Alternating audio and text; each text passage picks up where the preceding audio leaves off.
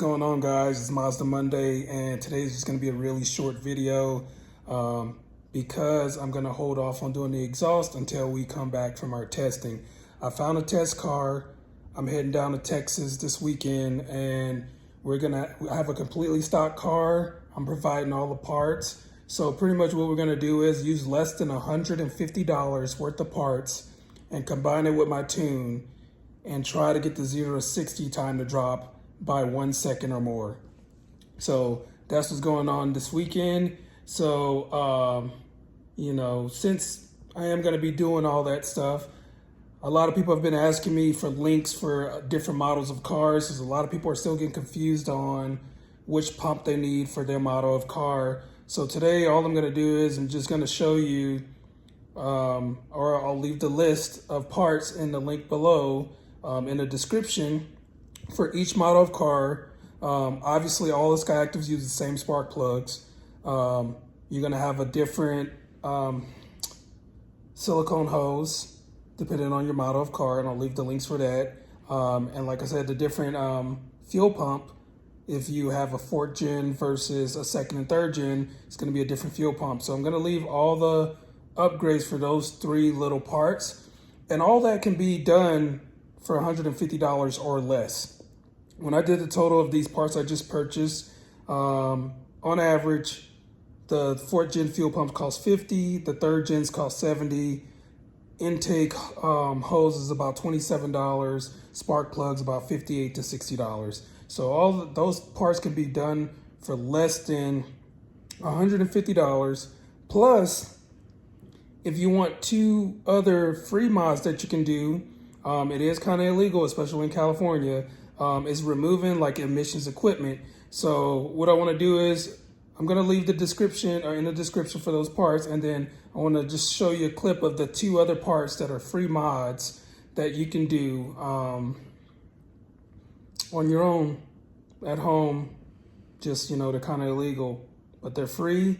And the only free mods that are really going to help are one for the intake and one for the exhaust, and it removes emissions equipment. But it works. The car breathes better. So I'll leave a clip of those 2, and this weekend we're getting all the data you guys want, guys. I just want to kind of show you the first free mod that I usually tell people to do, especially if you're stock. There's not much to change on most cars for performance as far as intake and exhaust. The best 2 mods are very simple, and they're for emissions, and you just need to remove them.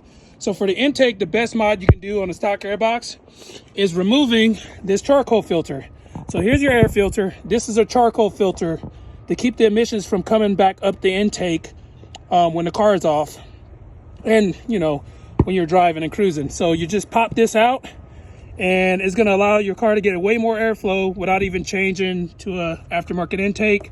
I honestly think the stock airbox is the best, and if you're going to change anything, you could do a drop-in air filter, remove the charcoal filter that's in here, and then also find a replacement for this with a smooth silicone hose. What the charcoal filter looks like on the Miata. It's a little bit longer and more narrow than the one in the 3s. So all the newer cars will have this because it is for emissions.